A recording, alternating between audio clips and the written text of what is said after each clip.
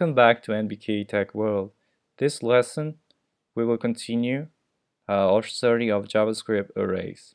So we learn how to define an array, how to access individual elements, how to push and pop at the end of the array. Now let's learn how to do add and remove from the beginning of the array. We're going to use unshift and shift.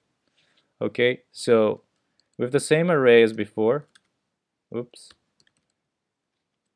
names, let me define it again. So we have an array of 3 elements. Now let's actually add an item to the beginning of the array. So we can say names dot unshift. This is the method that will add an element to the beginning of this list. Okay, so unshift whatever you want to add at the beginning. Let's unshift another name, for example. Now the return value is how many elements the array names now has. So if you look at names, now we have another name at the beginning of the list. Okay, and always keep in mind that the operations we did, like push, pop, and even unshift here, it modifies the original array. It does not create a new one. Be aware of that. Okay, that's why you now see there's another name inside names. Now if you want to remove the first element of the list, you're going to do an inverse operation, and it's simply called shift without the on. So names.shift, call this method, it will remove this first element from the array. Notice this expression will return the removed element. So you got the removed element, but the actual variable names will have been modified. Notice there's no longer a first element called another name.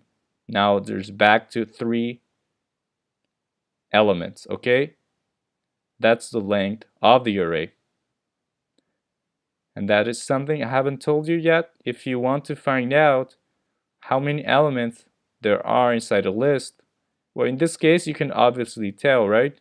John, Anna, and Andrew, we have 3, but internally as you're creating and programming, you have your own program, your script. You cannot help the computer see there are 3 elements. So you have to explicitly tell or ask for the length of the array. And that's very easy to do. You just reference the array name, the variable name, dot length. Just like that. And that will give you the number of elements in this array. Notice there's no 2 parentheses, it's just dot length. Okay, that's the property of this array. There are 3 elements. So let's review what we did.